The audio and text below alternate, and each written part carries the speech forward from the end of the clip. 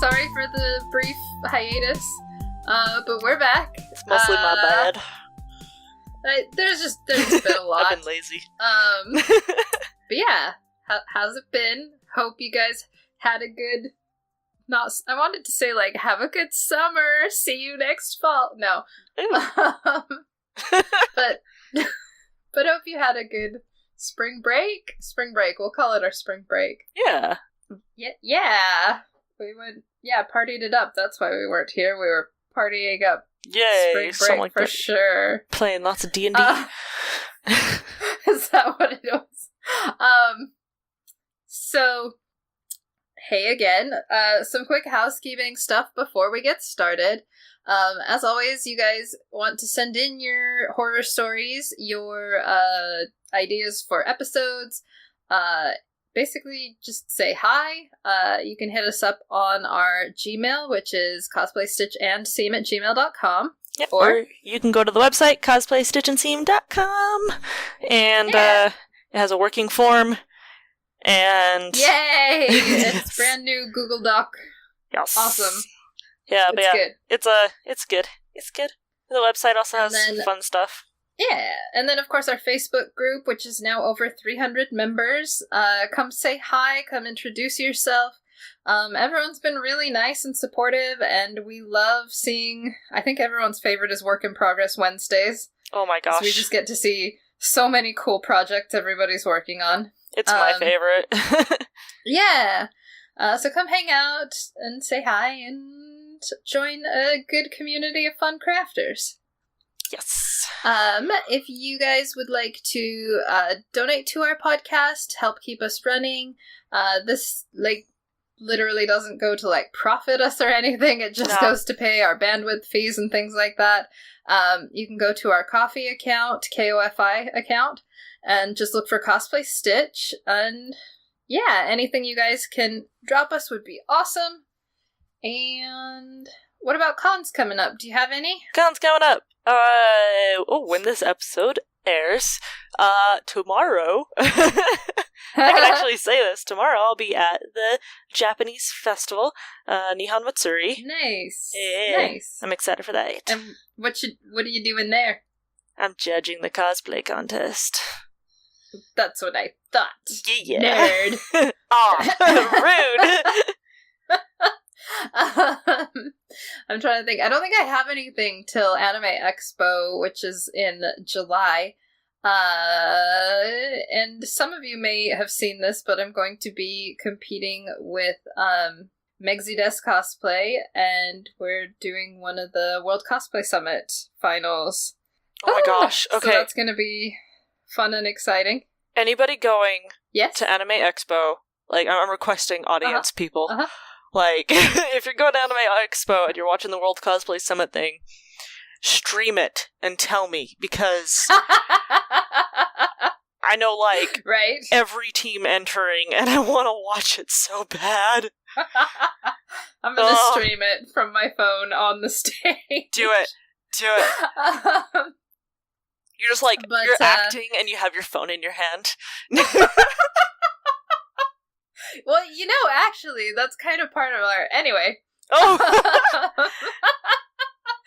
But yeah, we'll be doing a fun skit performance for that. It's actually... I'm going to be performing on my birthday for that one, so if you see me at AX, say happy birthday. Yeah! It will take away some of my nervousness for this performance. But yeah, that one's coming up, and then it's going to be almost into the fall convention season. Yeah. Which is terrifying. So yeah, I'm doing the Utah Podcast Summit in June. Yeah, that'll be June 8th, and then that same weekend is Ogden Uncon, and I'll be doing, I think I'll be going Sunday only. I'm going to try and enter their cosplay contest, and since it's a first-year contest, and I know the people running it, so I want to go and support them. Yeah. I still need to buy my ticket. So cool. That is awesome. Well, if you guys have a con you want us to report live from, to interview the local cosplayers, or just host a live episode from, let us know on our forums, or let your local convention know, and we would love to come see you guys. And if you're at if you're at the Japanese festival, Yes. I'll actually be going around. I'll be talking to people when I have free time, which might not be a lot because I think we have like a full contest. Woo! But when I get the free time, I'm going to go and like ask people questions and do some recordings and get some stories. Cool. Yeah. Well, so it's kind of ironic that today's episode is about planning. And I feel like we're flying by the seat of our pants with this one. That's how it goes, though. That is cosplay, isn't it? That it is the nature of the beast. Yes. So I know we've kind of gone over planning and how it's important before, but we kind of wanted to walk through some of the important elements of cosplay planning, and then at the end we're gonna be a little I don't know, like walk through some of our dream cosplays. I think it'll be fun. And yeah, like maybe with the episode we can ask people to share their dream costumes and what they want to do that's unique with it, because it's really cool to hear people talk about like what they're interested and excited about building. So all the yes. And we also wanted to talk about this like for a beginner perspective as well, because sometimes you look at a costume that feels like it's way above your skill level and you're not sure where to start or what to do, and so hopefully this helps just get the ball rolling and get the gears turning and get you excited and interested in starting one that you've been putting off. Yeah, so cosplay planning for your cosplay dreams. Yeah, aww. That, yeah, it's good. It's good. It's good. It's good. So, unless you are doing something from a live action or a video game where you can get a full 3D turnaround, you are still bringing something that is 2D into something 3D. And not saying that one is harder than the others, because sometimes being able to see that something is made a certain way makes it even harder than just guessing and going, well, this logically makes sense. And then looking in the game and being like, that does not logically make sense, but that's how it looks. Yes. Well, like especially with video games, because a lot of characters are designed to be proportionate to the perspective of the player. In a lot of those games, the props, swords, and things like that, they're going to be extra big because they're easier to see. Interesting. Yeah, that's why when most people make Link's sword to the accurate, in-game size, it looks like a cricket bat. I learned this the hard way. Yeah, okay. But yeah, it's because if it was any thinner or smaller in the game, you wouldn't see it as easily. And so you have to kind of take that into account of how game accurate do I want this to be. If it's like a top-down or like the camera is angled upwards and whatnot, you'll find that the proportions of the bodies will be, especially in cartoony games, it'll be way more cartoony. And even in realistic ones, there's slight variations in there to change the model. Oh my gosh. Can I whine a little bit, though? Yes. Because, I recently did Prompto from Final Fantasy 15, and the hard part with those is they base their clothing on an actual clothing line, like the Rouen brand, and it made it so much harder because there's so much, tiny detail, and the stitches are done this way, and the type of fabric, you know what type of fabrics it is, and there is extra stitch work here, and, he'll lift his arm, and you're like, oh, it's actually lined here with this textured whatever, and it's such a pain in the butt. I mean, I love it, but it's also, sometimes having such precise references makes your life harder as well. Yes. But yeah, references are the first big step to cosplay planning. Yep. I I like looking, just like Googling for official artwork. I like Googling for reference sheets, because if it's an animated series, the animators actually use these reference sheets when they're drawing their keyframes that have basically a rundown of the characters' front, side, back views. So you know, like, what their hair looks like from this angle and that angle, and what their clothing does when it's like this, and what it looks like under, and stuff like that. So, we're going on the assumption that you have your references down, that you have found as many angles as possible, and now you're just trying to recreate. Yeah? Yes. Yeah. Yes. So what I like to do is, like, sit there with my notebook next to my reference or figurine or whatever I'm using to go off of, and make a list of each piece so that I can break it down from there. I feel like with cosplay planning, it feels like a huge thing until you start breaking it down into smaller pieces, and then you can always break down into something smaller and smaller till it's like manageable bits. Yeah. So map out your pieces, make a list, and then, like, what I mean by that is, let's say you're looking at, what's a good example? So, like, with Prompto, I had to go look and go, okay, he's got a shirt, he's got a belt, he's got pants, he's got a vest, he's got an armband, he's got a wig, he's got boots, he's got chains on his belt, he's got, you know, his gloves, his bracelets, and just go through and list every little thing.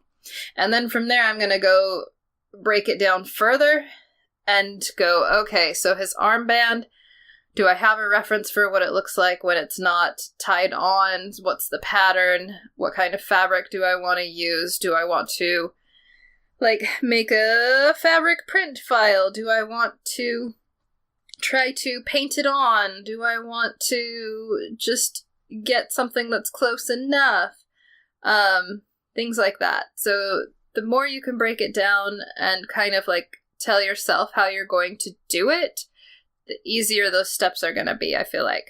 Yeah, so I make an Excel sheet when I do this, whether it's in Google Sheets or using Excel itself. Like, I make a spreadsheet, and I have, like, one column that's, like, components, and then each of those have, like, a sub-category. So, like, for, like, my Wanderer for Shadow of the Colossus, yeah.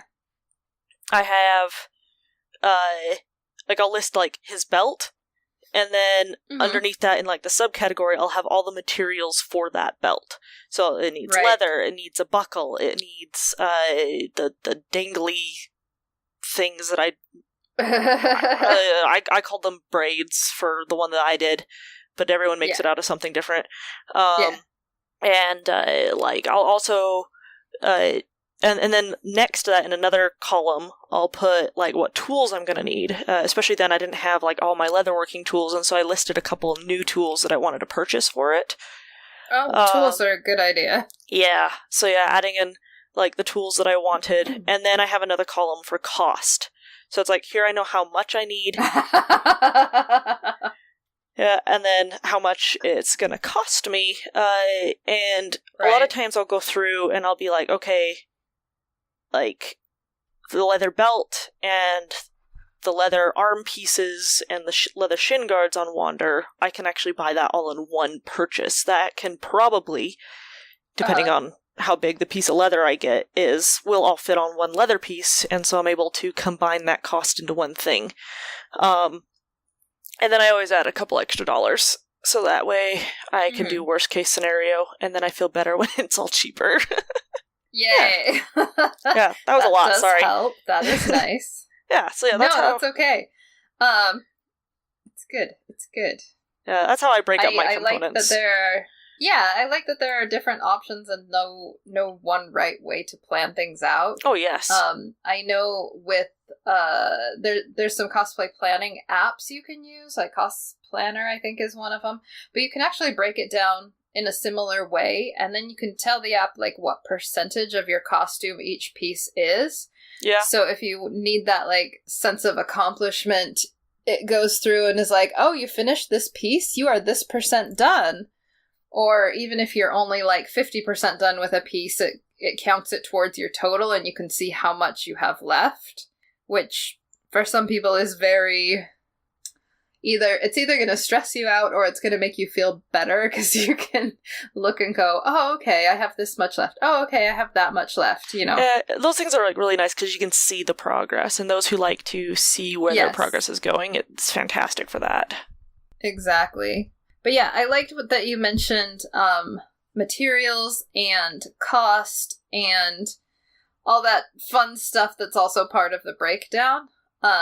Wanted to go through and kind of also think about how much detail you're going to go in, and if this is going to be something that you're going to have judged, or if you're going to maybe not be as strict about how you want to put it together, if it's just for a shoot, or if it's for hallway cosplay, or for an event or something, and maybe it's not going to be under such close scrutiny that you don't care. Yeah. Or maybe you do. Like, deciding how much detail you want to go into is also a big one.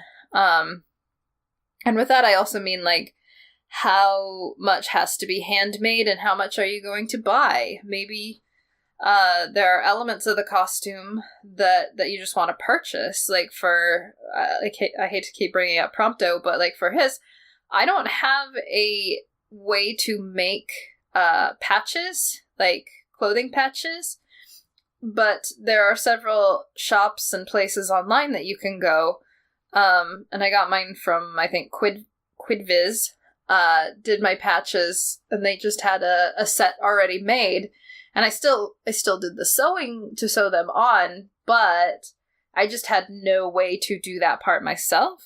So I was really glad that, you know, parts of the costume existed that I could purchase. Yeah. Those are always such a great find, too, because it can save you so much time. Yeah. Yeah, I know that... Yes, for sure.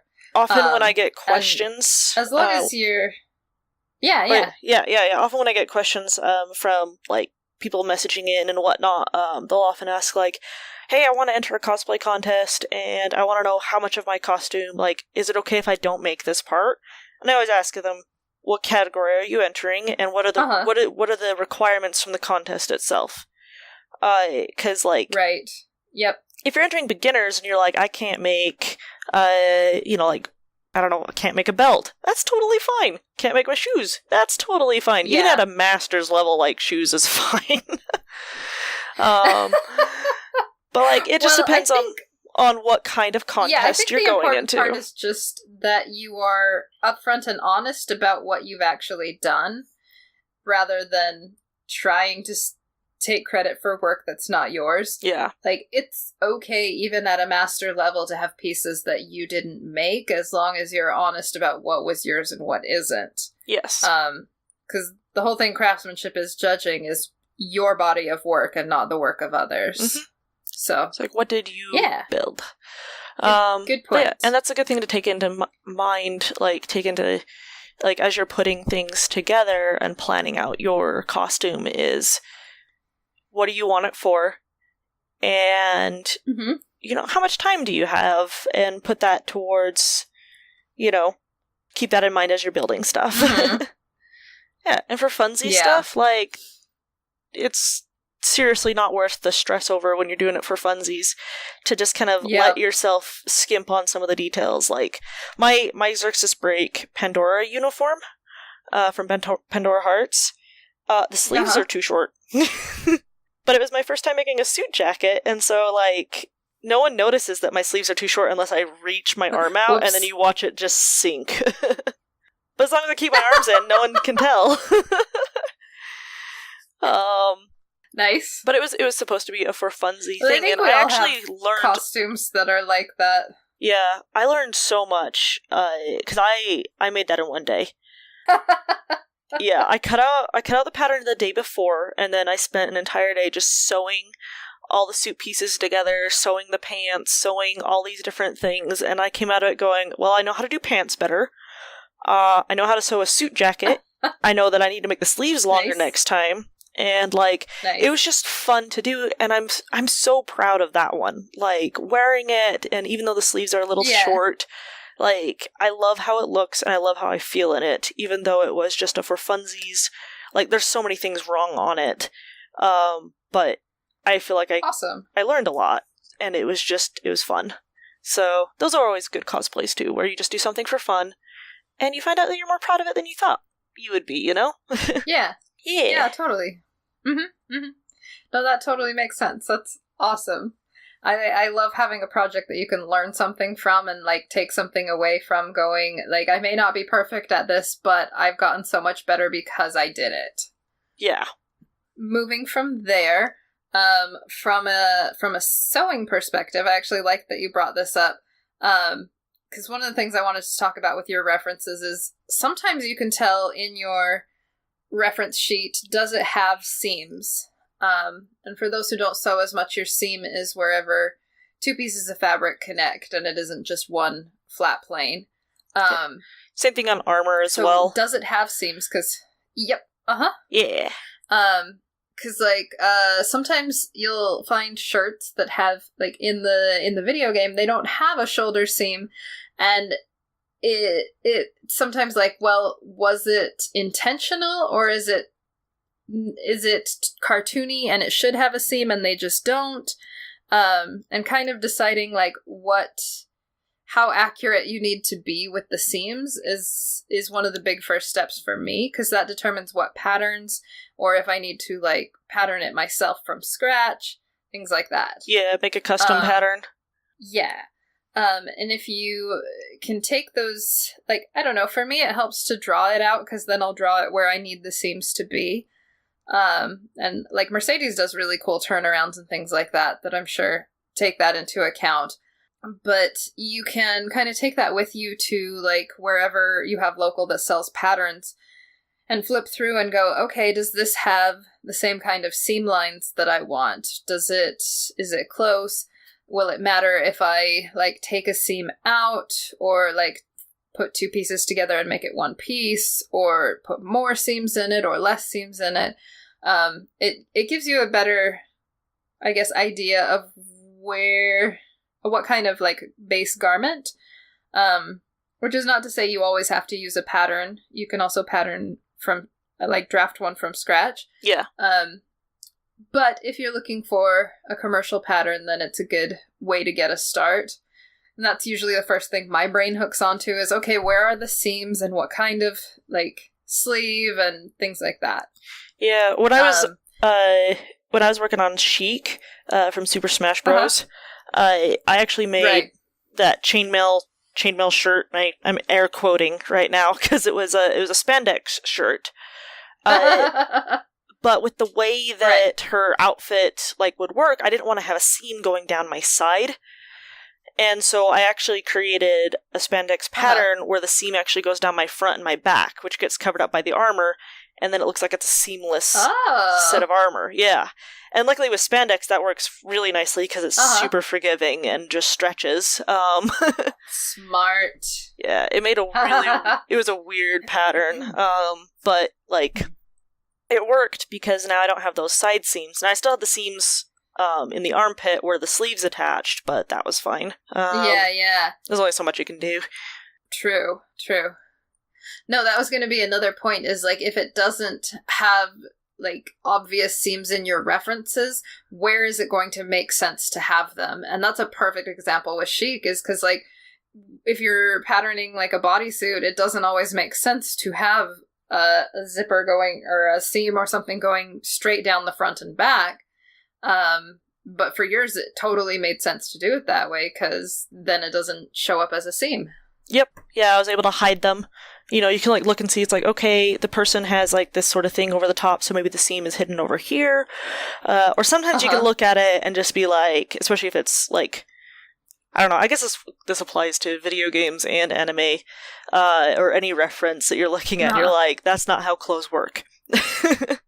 And so you can say that. You can look at something and be like, that's not how clothes work. I'm going to put a seam here. And that's totally fine. Right.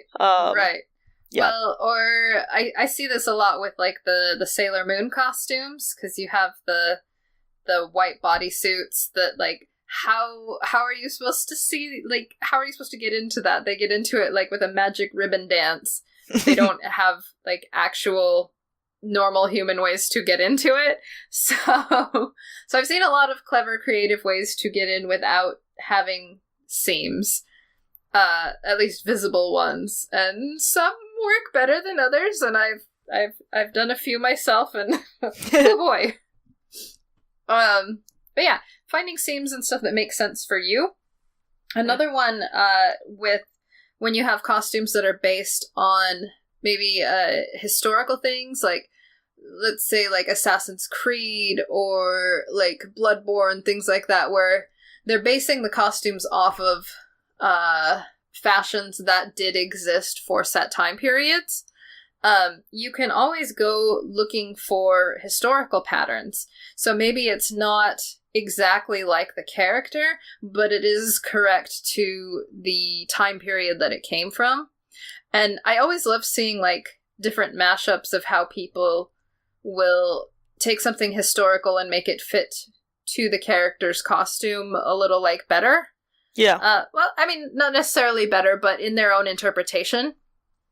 And it's just really interesting, or, like, how they construct a garment or things like that were maybe properly historical for the time. It really adds some fun flavor to your costume. It really does. It was like we had that episode where I interviewed the yes, the Civil War cosplayers from right Captain America Civil War. Yes, it was so good. Yeah, and you can also use it to put different twists on things like that. Like, it's really fun. I love it. Yes. But yeah, even if you're doing a twist, if you're doing something that is from that historical period, check out some historical patterns. Even if, like I said, the seams don't match exactly, you might learn something new about how the garment should be constructed for that time period, and it could add something unique to your build. Let's see, what else do I got? Oh, this is one I struggle with a ton. Are you prioritizing movement and comfort or accuracy? Yeah. My Zora armor has no comfort. I can stand in it. That's me, Prince Sidon, yeah. That is not a comfy cosplay. So I know a lot of us are going to fall into the accuracy over movement and comfort. I actually kind of thought about this one with more of the armored cosplays, because so often with a lot of the, like, bigger builds, like for League, for World of Warcraft, like, those big armor sets don't take into account that these characters have to bend and fight in the costumes. And, like, some of the, like, spiky armors and things, you're like, you would stab your own head if you lifted your arm, like... Yeah. So I mean, yeah, you can totally make the costume the same, but you will have the same limitations on your movement. So just making sure you're taking into account how much certain things are going to change the way you're able to move, whether or not you can sit in the costume is a huge one. I thought I would be able to sit in Zora armor, and I can if I turn the chair backwards. And let my butt hang off the chair, because it's like, it's such a weird freaking outfit. I mean, yeah, the hard part is, like, a lot of costume designers, especially for things like animated and video games, they don't have to take into account, is this movable, is it breathable, is it fight-inable? Because the character they're making doesn't have to do any of those things. You see that You see it a lot more today, as, like, more and more like character designers and whatnot. A lot of them actually come with, like, cosplay backgrounds or, like, study clothing now, or study armor, and so we're seeing a lot more realism added into that, and I absolutely love that so much. Oh, me too. I remember, so this is going to tell you, like, how old I am. But when I was in high school, I was playing Final Fantasy VII because it was brand new, and I remember thinking, oh, that's cool, but like it's hard to tell like what kind of fabrics these are. And then we got Final Fantasy VIII, and you could see like the weave in like Renoa's duster, and you're like, oh, that's a knit fabric. That's really cool.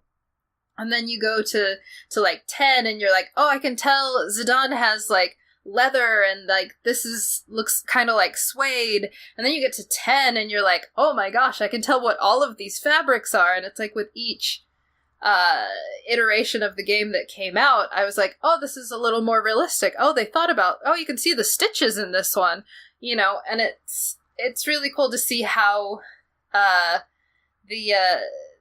people designing characters have had to think more and more about how they're building those as the software and programs are able to render and show that detail more and more. So yeah, for things that aren't fabric, if you're doing like armor and stuff, we kind of talked about like finding where it can bend naturally, or deciding if you're going to be okay with standing all day or not bending in certain areas. It's okay to, I mean, I know we don't do it hardly ever when we should, but sometimes it is okay to design things for comfort and longevity more than it is accuracy. Yes. Or to build things in where you're still accurate, but I love seeing ones where it's still accurate, but they found a way around it.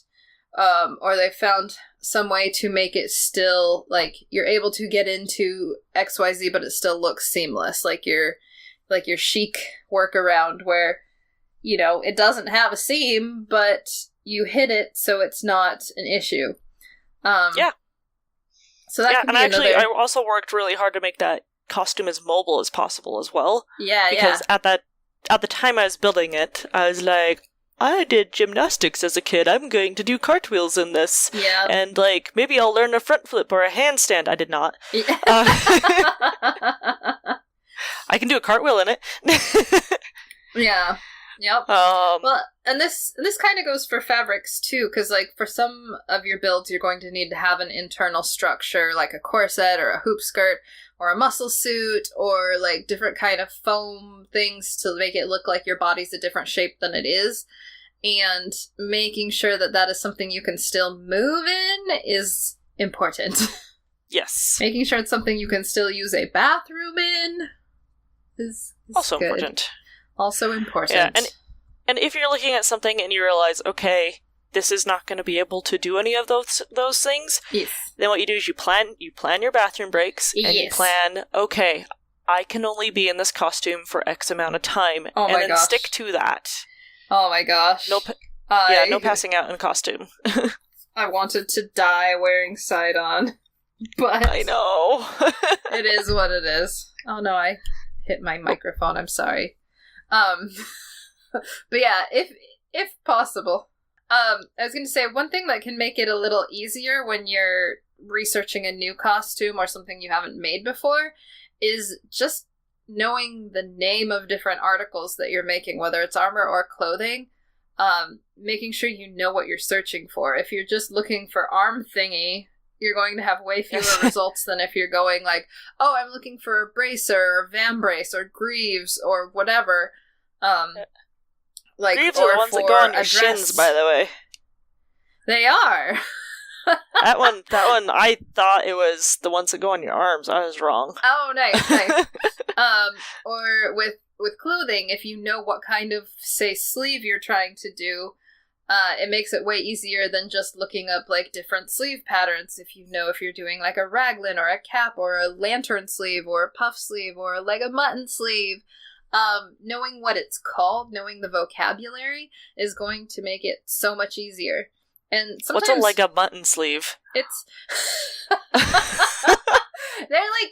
Okay, did you ever see... Does it look like a leg of mutton? It kind of does. Like, did you ever see, like, Crimson Peak? No. Oh. Like, they were a type of sleeve that was popular in the Victorian kind of fashions. But yeah, it kind of looks like you took, like, a leg of mutton or, like, a giant drumstick and you're sticking it so the big roundy bit is coming out of your shoulder, and the little twiggy, leggy bone bit is your arm. That's amazing. And, yeah, so it's fashion, everybody, fashion. Yeah, and sometimes like the sleeve itself was like as wide as the bodice, so like you have these two gigantic sleeves that are as big as a person is in the middle. Anyway. Anyway. Yeah, knowing your vocabulary is going to help you with finding tutorials, help you with finding better references, etc., etc.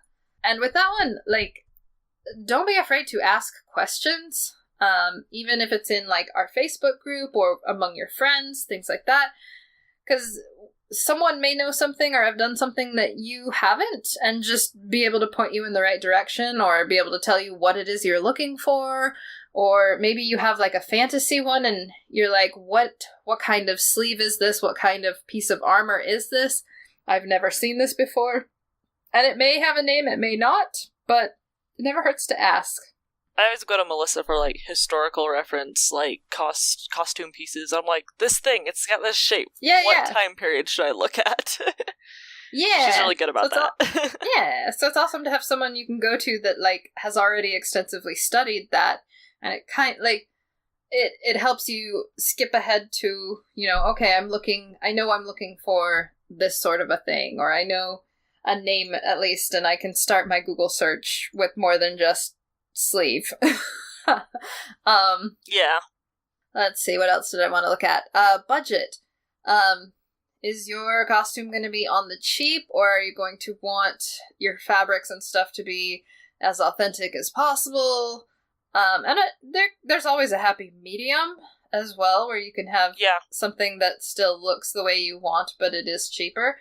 But you may not be able to find it in as timely a manner as you may like. It's that whole pie graph of fast, cheap, and good. Was that what it is? And yeah. Quality. Also, like, keep an eye out for stuff. Like, sometimes you'll be surprised. Like, my tabard for the Wanderer, both versions of it actually are Walmart fabrics. Nice. Like, the first version that I made, and then the newer one that I did for Anime Bonsai. Like, those are both scores from freaking Walmart. Like, I just walked in and I saw this fabric and I was like, oh my gosh, this is great. Yeah. Especially on the second one. Because I found the 3 shades of fabric that I wanted in the same texture. Nice. And I was just like, done. I'm buying this. Excellent. I think that's why so many cosplayers have, like, fabric hoards, because we find a fabric that's good, or one that is multi-use, or one that would be perfect for XYZ, and we're like, okay, I will never find this cheaper. I'm going to get all of it right now, even if we aren't planning to use it right away, because we're like, oh, look how cheap it is. It's really not a bad, like, thing to have. There's been so many times where I'm like, I need this fabric, and like, I keep note of, like, what materials I use the most of, and I keep a stock of it. It's a really smart thing to do. Yeah. Let's see.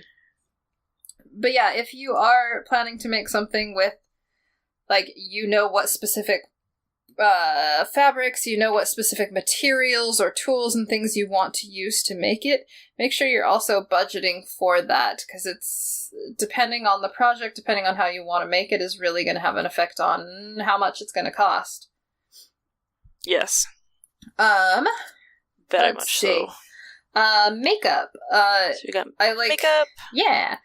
I know that's kind of not in the, like, building stage, but, like, if you have a character that has, like, crazy makeup, or if you want to try to, especially doing, like, the 2D to 3D, like, if you're doing cartoony characters, I have a hard time sometimes being like, okay, what kind of makeup do I want to do for this? And so practicing makeup stuff can be a lot of fun, and makeup tests are a relatively inexpensive thing to do to help you get a better grasp of the character, make sure that you're going in a direction that you want with it, or what you want to change up. Yeah, and it really is a good thing to think of during the building phase, because like, especially if you do characters like Borderlands, where it's all cell shaded, like the makeup is a huge part of that. Yep. So that's also something to think about, is like, how big is the makeup going to be for this? And again, thinking about, is it going to be for a contest, or is it going to be for just for funsies? Yep. Is it going to be for a photo shoot? Because like all those kinds of things require different kinds of makeup. Right, exactly. Let's see. Props. Are you, with your props, like, in the planning phases, is it something you're going to build from scratch? Are you going to do a 3D print? Does a 3D model for this even exist? Looking at what your options are, finding out how you want to, like, what material do you want to make it out of? Are you going to need to do, like, a cast for it? Things like that. All good to take into consideration. Did you want to add anything, Mercedes?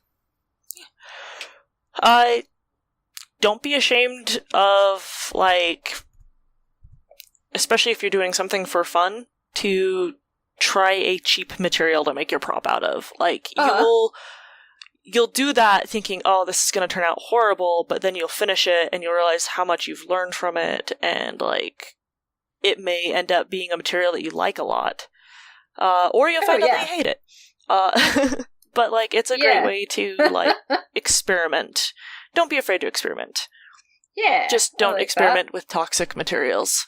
Unless you've taken the proper safety precautions. Disclaimer. Yes. Wear a face mask. Yes. Same, not quite the same, but same-ish for wigs. To keep in mind, like, what style you're going for. Are you going more realistic? Are you going more cartoony or anime style? Like, if you're doing a character with spiky hair, are you wanting it to look like the actual, like, cartoon-shaped spikes?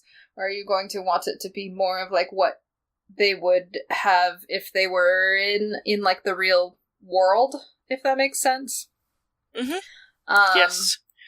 Like, speaking of, like, the Borderlands cosplays, I've seen people do where they, like, take an actual wig and they just super hyper stylize it.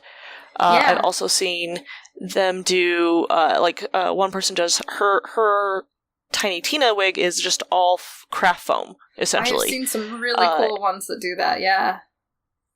It's super cool. Yeah. Like, there's more than one way to do a wig. Yeah. And different ways, like, how are you interpreting it? How does that character seem to you? Like, there's no one right way to do it, is what I'm saying. Yeah.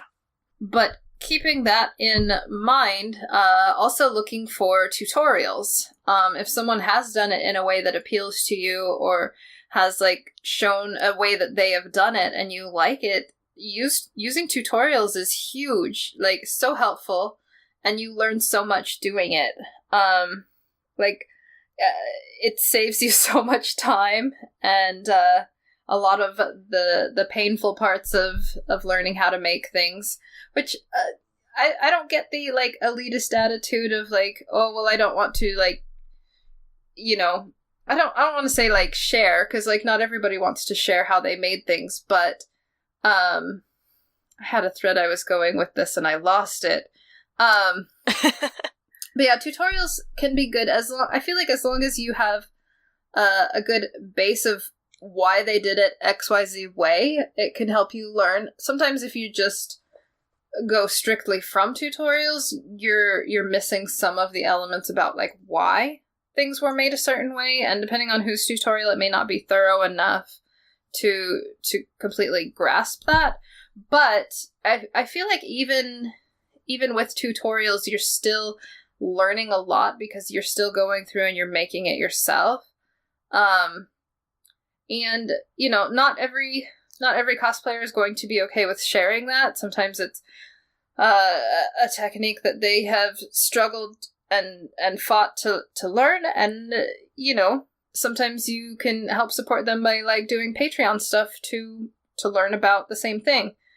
Recently, I am doing, like, some different shoemaking, and the video was behind, like, a paywall. You did have to pay to learn how to do it, but this person teaching has, like, 20, 30 years of experience making shoes, And so, worth it. Yeah, exactly. Like, I'm getting the condensed knowledge of 20 or 30 years of refining and mastering and learning this craft. And, you know, they totally deserve to be recognized and paid for that experience.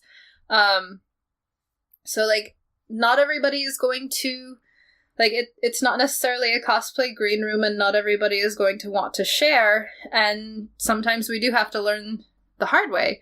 I'm not saying you can't still, like, do research and find ways to do things, but just being respectful when not everybody wants to pass it around, I guess. Yeah. But, because I feel like with cosplay, we tend to, like, disregard it being, like, a master craftsman, like a true art or an artisan trade, when people have put years and years into, like, learning how to do wigs just so, or how to sew their seams just so, or do their armor crafting and things like that. They have put years and years and years into it, so... Yeah, I think some people, too, like, when you ask them and they're like, no, I don't want to share... Uh-huh. I think some of them, they just don't have the time. That is true, because some of the questions are very involved to answer. Yeah, I get asked about my chic. Oh, yeah? All the time. Like, it's ridiculous. Like, it's like, Brawl was ages ago, and I still get asked questions about it because, like, even the newer versions of chic still have, like, elements from Brawl, and so people always... I get so many questions, and I love it. And I really just need to make a document and be like, here, just go read this. I mean, but every time it's been, like, a different part of the costume, it's been different, like, how did you do this part or that part?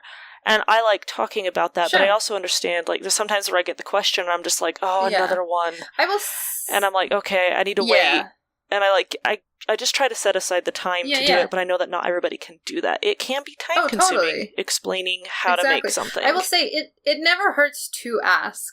And, like, if they say no, like, they say no, but I don't think it's ever rude to ask and, you know, just request, like, even if they say no, be like, oh, well, can you recommend a good starting point? I'd like to learn this, is never a bad question.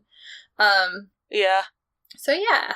Now I've gone off way on a tangent I think we've, we're good. I think we've said that before, too, where it's like, it doesn't hurt to ask. Yeah.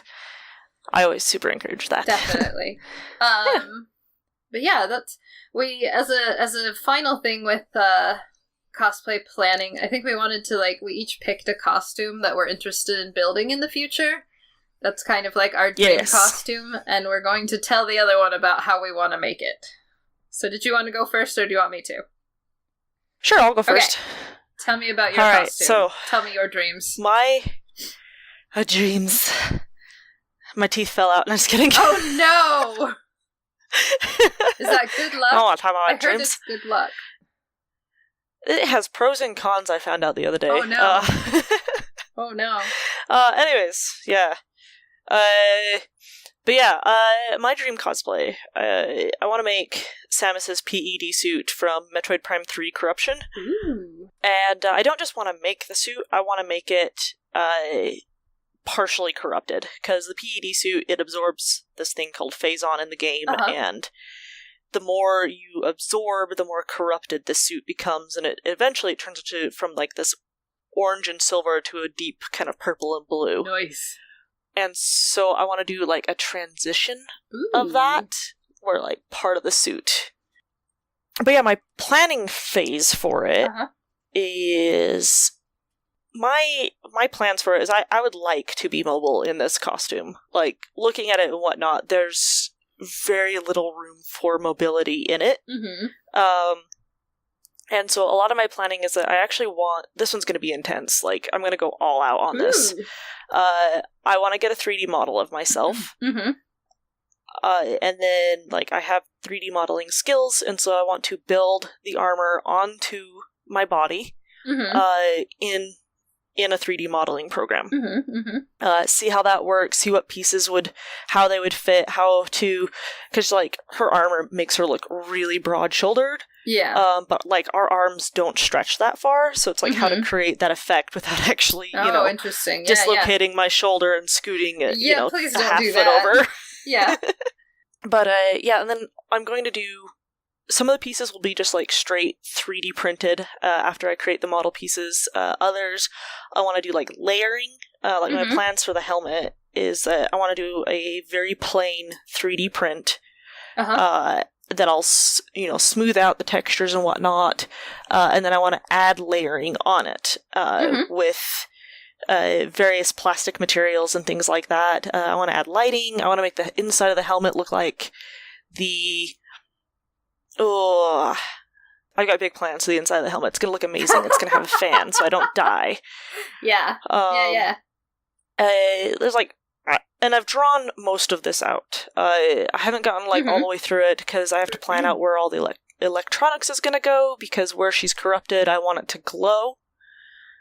This is a super ambitious project for me. Like, oh no, totally. That's what I wanted. Yeah, it's like I am not going to get this done anytime soon. In fact, when I officially start it, I plan on taking about 2 years to build it. So there's my time frame planning there. And I expect it to cost me, I think saying 600 on up is on the low side. Like, that's the low side of that. Because I want to 3D print it, so a lot of the base pieces, anyways. But like I've made my lists. There's still parts of it, like her like hip pieces down to her knees. I haven't quite figured out how I want that to attach yet, so it's not sliding around. It has a very metallic. How to explain this? It's like a metallic sheen, but it's crystalline in a way, and this is why I want to have a 3D print base, but then I want to put translucent or transparent. I don't know, one of those words. Translucent or transparent acrylic on top to build the structure, so it has that kind of that shiny plastic, but you can see through it a little bit look. It's really beautiful armor. Like, I love the game, and I really love the PED suit. I think it's a gorgeous set of armor, but it's going to be a lot of work. Planning out where the electronics are going to go, I haven't done a ton with that before, so that's going to be a lot of work. I want the gun to move. Everybody makes the gun move and change different forms and whatnot, but like, I want to do it too. Yes, do it. Yeah, and then her helmet is going to have cracks and stuff in it, and it's going to go from the green lighting and into the blue lighting, and I got to figure out how to do that without blinding myself inside the helmet. Like, I've talked with other people who've built Samus suits and like asked them what kind of issues they ran into. I've looked at a lot of pictures to see, okay, when they're posing and like different movements and whatnot, where do issues seem to arise in the costume, and I'm like trying to plan around those things. It's not going to be perfect. It's going to be far from it. But I'm trying to see what I can think of. Like, I've got a whole like base undersuit. So kind of like the Zero suit, but it's going to be the thing that everything attaches to. I have ideas for that. And I don't know, if I design it right, I could possibly wear that without the armor. So then I can move around freely at a convention, and if I do the colors right, it could look like a sort of Zero suit. Yeah. That's really cool. Yeah, so it's super ambitious. Yeah. But especially what inspired you to like choose that one? I love Metroid Prime. I first was looking at her Various suit, which is what most people create. And I also love that suit and think it would be really fun to make. But I was like, everybody has made this, and a lot of people have made it so well. And I absolutely adore that. Yes. But I was like, you know what? I want to try something different. And so I started looking at all of her different suits in the game, and I was like, you know what? I really love the PED suit. It still looks like Samus, but it has like all these really fun details and stuff that just super draws me in aesthetically, that I'm just like, I want to make that. I want to see if I can make that happen. So it's just kind of like, this is a challenge, and I'm going to take it head on. Yeah. Whenever I stop being scared and I start. No, I totally get that. That is a really cool build. I also have, so just kind of like a fun side note. Yes. My sister is also going to cosplay with me. She's going to actually do Zero Suit Samus, but it'll be just like the Phazon suit, where she'll be partially corrupted. And so the color of her suit and whatnot will change. And we'll also like do stuff with makeup on her face. So it looks like she's absorbing the Phazon. And then we might try and make like the rolling ball that she rolls into. That's so cute. And just like, that's just us like shooting for the stars kind of. Yeah. We probably. Totally. I mean, it would be really cool if we can get like all of that done. It would be really cool. Yeah. But yeah. Oh, that reminds me. I'm super excited. Because I have I wasn't gonna cosplay from She-Ra, but then one of my friends wanted to, so now I really am excited about it. But I'm gonna do She-Ra, the Princess of Power. And oh my gosh. I have a small friend, and she's going to do Adora, and she is, like, tiny. And so we're going to have both sizes of powerful princesses. And I'm so excited. Man, that's amazing. I'm so excited. Oh my gosh, I'm so excited for that. Yes. Anyway, it made me think of it with your different Samuses. Yeah, Lexus is shorter than me, so it works good. Yeah. Makes the suit look really bigger. Cool. Yeah. There is this much suit. Yes. Also, Lexus and I are not very tall, so... It's okay. It will make the suit look bigger, standing next to her. It's okay. So, for mine, I picked the goddess form of Madoka from Puella Magi Madoka Magica. Yes! Yay! And that one's been my dream costume, well, because I love magical girls and magical boys. Clearly because Princess of Power, yes. But anyway, I have my figurine, like, sitting right here in front of me as I'm doing this, so I'm looking at it and going, okay, so this thing, and this thing. Oh no, her wing came off! Oh no, Mercedes! Pannon, what'd you do? I lost one of her wings. I'll get it after the show. Anyway, so some of the things that I have been, I guess, hesitating on this one for have been, like, the dress itself, I have had, like, in the patterning planning stages for, like, a long time. And I'm not too worried about the dress. It's, like, it's a fairly, like, straightforward, it's a bodice, it goes a little bit lower, and then it has, like, some fancy gathered layered skirts and stuff. But the one thing that I really wanted to do with it is in the skirts, because she's supposed to have, like, a galaxy in her skirts, right? Yeah. And I've seen a lot of different takes on it. Like, I've seen people that put, sounds like... funny. Sorry, I'm done. I'm done. I'll go home now. Go home, Mercedes. I've seen some people put, like, light-up elements, and I've seen some people do, like, sequins and rhinestones, and I think they're all really cool. They've all done such creative ideas for it. Like, I love it. Oh, for sure. But, like, what I really want to do is to get that floaty, like, bigness to the skirt, so it doesn't feel like it's just dragging behind me.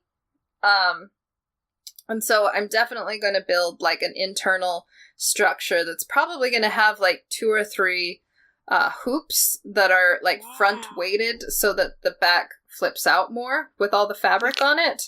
Okay. And the hard part with that is, like, I can't have the hoops showing because you look at the underside of the skirt. So I'm going to, like, have these hidden hoop skirts that are, like, inside between the white layers and the galaxy layers. A ninja hoop skirt. A ninja hoop skirt, basically. Which is gonna suck, because, like, it'll hold up the fluffy side. But on the underside, I don't want it to bag like a pillowcase, so I'm gonna have to go in and, like, hand tack it a whole bunch. Ooh. So that'll be fun. But yeah, I want to do, like, I like the idea of rhinestones, but what I really want to do, and this is gonna sound so dumb, but you know, like, those, like, disco laser ball machines, like the ones that have, like, 2 rotating balls on it and they flash laser lights all over that you get for, like, raves and stuff. Yeah. And they're, like, maybe the size of, like, I don't know. I was going to say, like, a couple of VHS tapes, but that sounds so old. You're showing your age again. I know. But I have, like... That's okay, I know what those are, too. I have my hands in position as if you can see them. But it's about of a size that it's like a, I don't know, like a sub-sandwich size. But anyway, I want to get a smallish, like, laser light thing and a battery pack for it, and then hide it in, like, a bustle in the back of my skirt so that it reflects down on all the different skirt rhinestones and has this little, like, laser show so the galaxy actually looks like it's moving instead of just having lights in it or having gemstones on it. It'll have some motion to it. Okay. Which is silly, but I think it would be really fun. Yeah. And the other thing I think I've been hesitating because of this, but she has wings on her back and on her shoes, and that sounds so annoying. I hate doing wings. Like, I love how they look, but I hate making and wearing them. But they're also transparent. So, like, her wings go from, like, opaque to this ombre to transparent. And trying to find a material that is going to be strong enough to hold how big her wings are supposed to be has been, like, insanely difficult to find. And the larger they get, the more they're going to wobble. Oh, so it has been a trick. Like, I will probably have to scale the wings down, if I do it out of a thinner material, or I will have to make it so it's not a hallway cosplay at all. It's just for, like, shoots and maybe a stage thing. Yeah.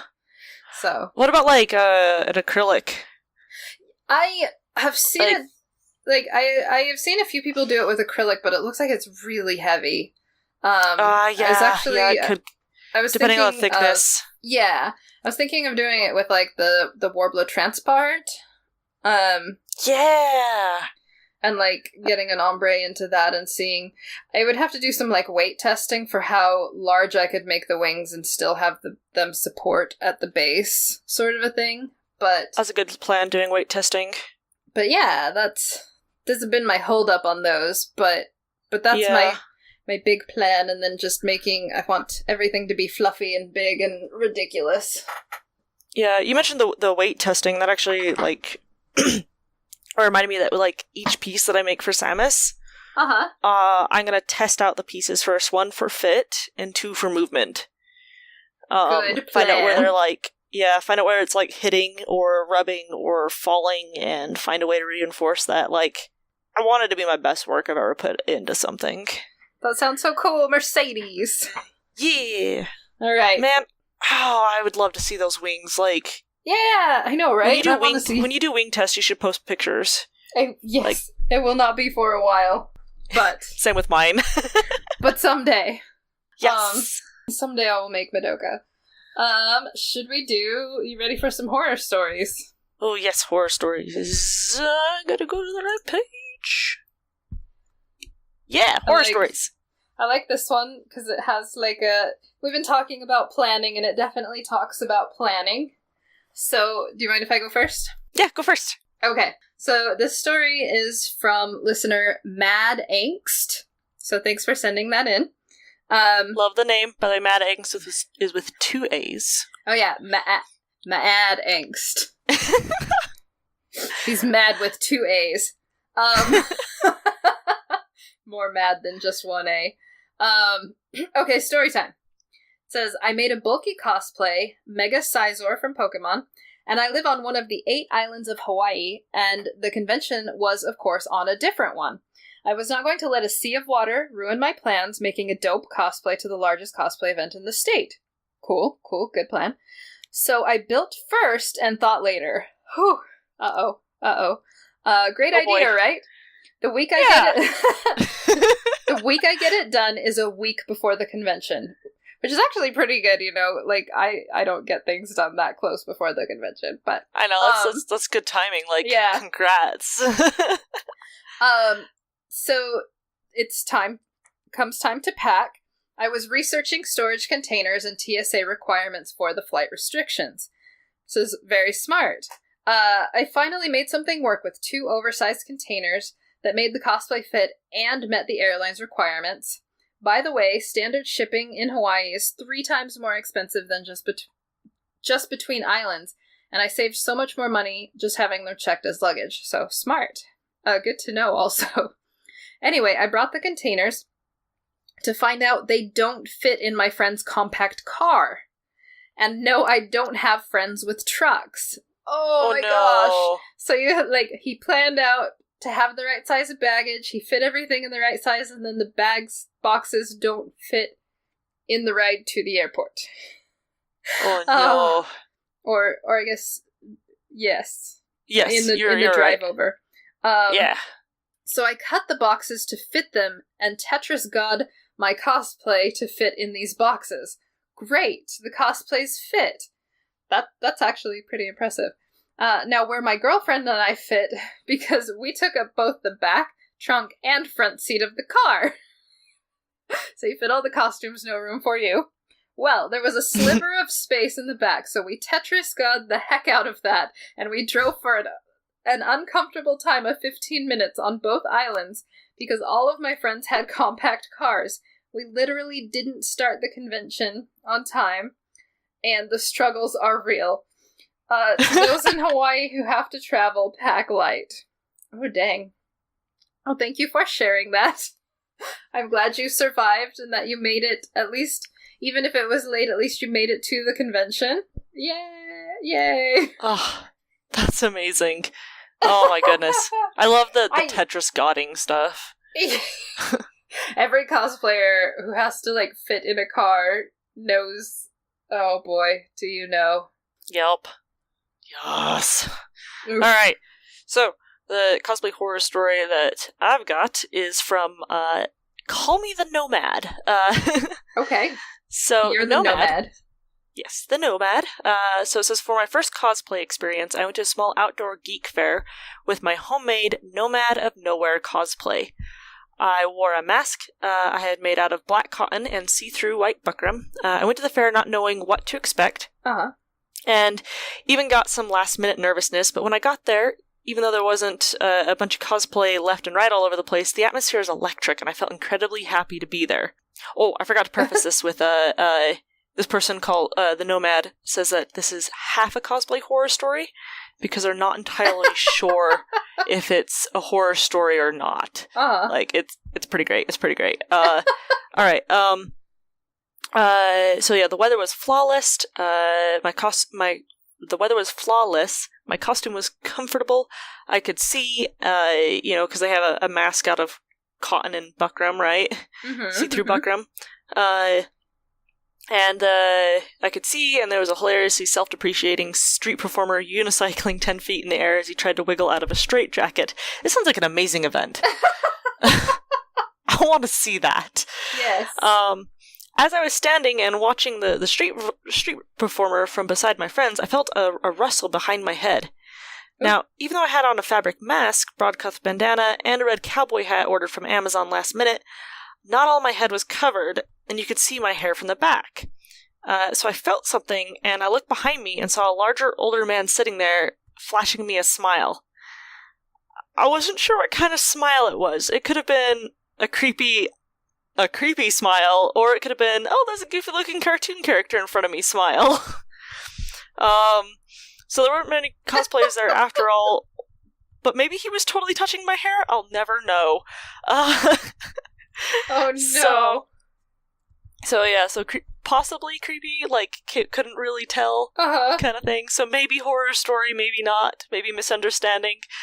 Totally funny, though. That was super adorable. The Nomad also wanted to end on a positive note and said that, I heard that going into cosplay, that no matter how obscure your cosplay is, there will always be one person who gets it, and they will be incredibly happy to see you.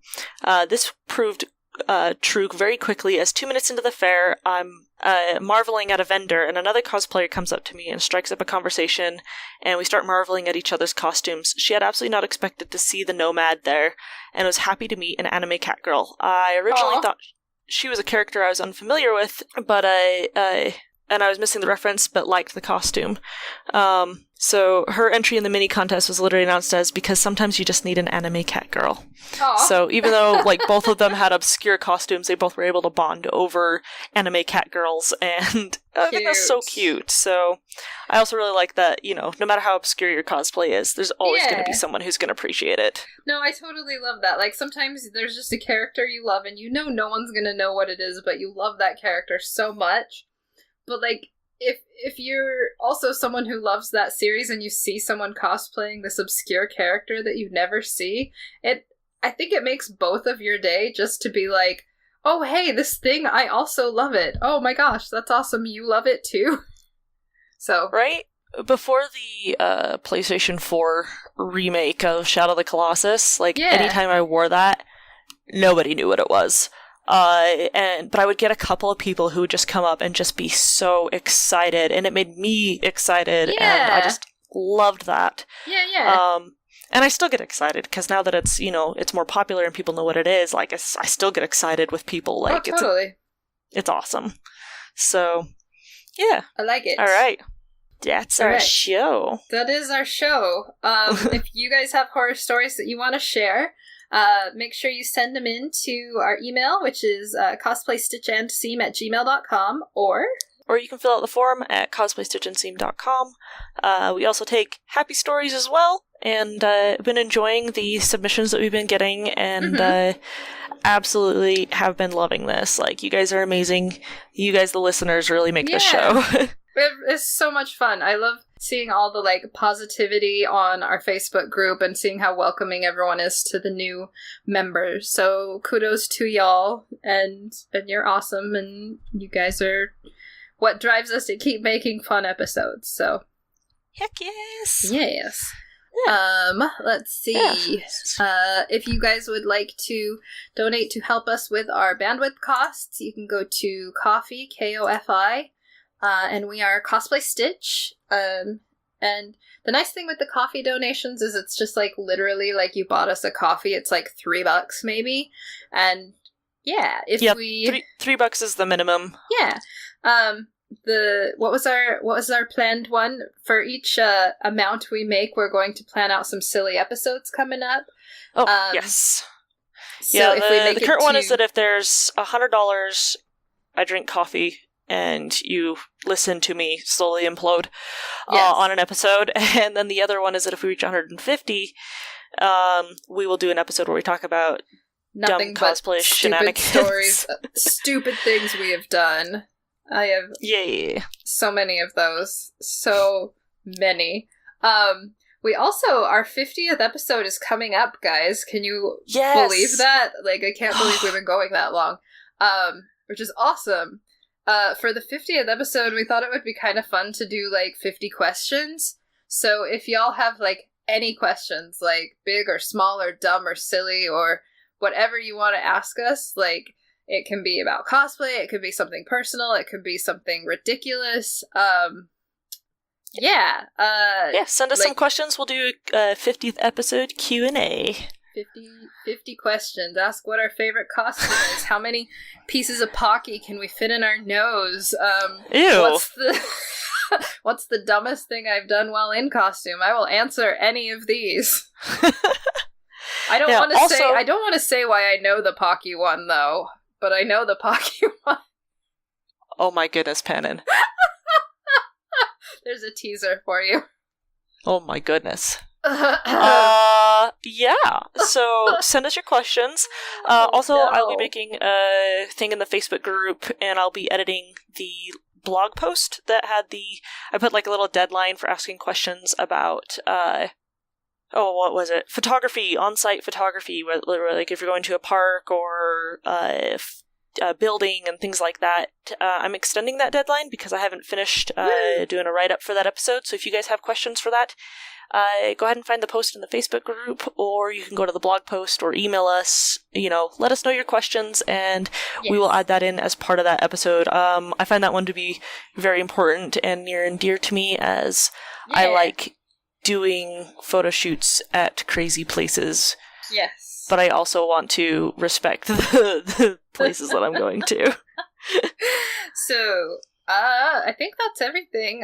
Mercedes, you want to tell us where our music comes from? Yeah, music comes from Macy Roberts. Awesome. Those who don't know, she's my adorable sister-in-law. Yay! With adorable kids. For our lovely theme song. Yes. Big thanks. Big thanks as always, and I'm sorry for all the editing this episode, to David Jeffress of the podcast Comic Trades Monthly and Dungeons and Chill. And go ahead and add any kind of fun commercial you want here. Yes! Yeah, so this month for Comic Trades Monthly, we are reading Neil Gaiman's 1602. So if you're a fan of Marvel, you're a fan of Neil Gaiman, come take a listen on Comic Trades Monthly and on Dungeons and Chill. We are finishing up the Forest of Hikai campaign, so make sure you've come over and get caught up before that ends. It's going to be real exciting. Yoo-hoo! Also, David is amazing. Yes. That's praise the commercial. Just Mercedes praising. Let's see. Speaking of things near and dear to Mercedes' heart, you like space and stuff, right? I do. So, for this week's pun, how do you organize a space party? Oh man. You plan it. Oh. See, and it works because our episode's about planning and. Oh, hey, does it hurt? I love it. I'm so glad. It does. It does. I'm so glad. I live for those. I live for those groans. All right. See you guys next time. Bye, guys. Thanks for listening. Love you all.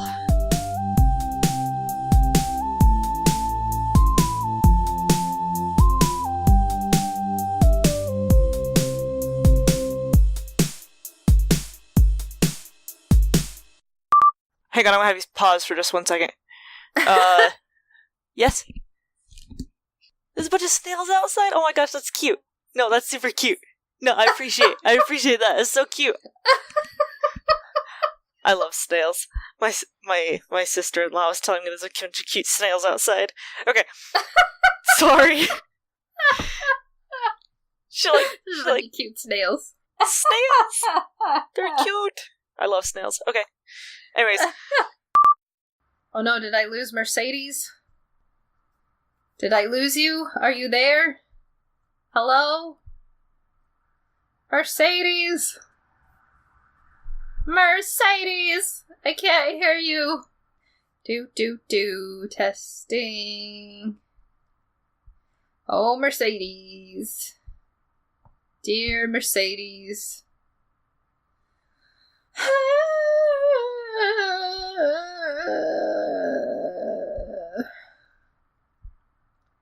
Mercedes, where did you go? You left me all alone. Well, that's it. We're just done. The podcast is dead. Mercedes is gone forever. This is fine. She was imaginary all along. Mercedes. Call Mercedes. Do. Hey!